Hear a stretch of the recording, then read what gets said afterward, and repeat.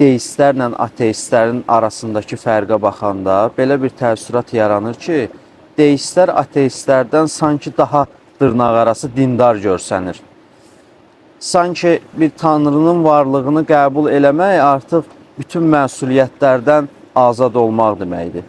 Yəni belə deyək də, deistlər özlərini bir növ ateistlərə nisbətdə dırnaqarası dindar bilirlər, dırnaqarası inanclı bilirlər. Ümumiyyətlə bir tanrının varlığını qəbul eləmək bütün məsuliyyətlərdən azad olmaq deməkdirmi? Həddən artıq gözəl sualdır. Belə deyək, mən yaradıcını qəbul edirəm. Artıq mən dindaramı? Və yaxud artıq mənim heç bir dini məsuliyyətim yoxdurmu? Və mən həqiqi yaradıcını artıq tanımışammı? Belə daha yaxşı olar sual, hə? Din aləminə baxsaq, fəqət yaradıcını qəbul eləmək kifayət deyil. Niyə? Çünki fəqət Hindistana baxsaq 800-dən artıq inanc var, ilah var. Çox Allahlı inanclar var.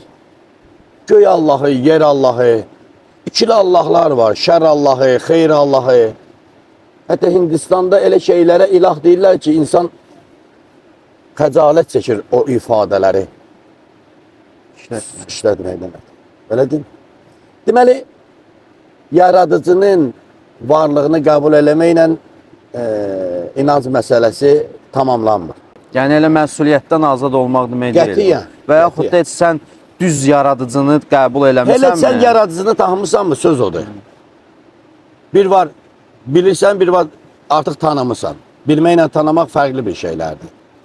Onun üçün də İslam görüşündə bu cürə, dünya görüşündə bu cürədir. Mütləq gərək səndə tohid inancı ola. Tohid inancı.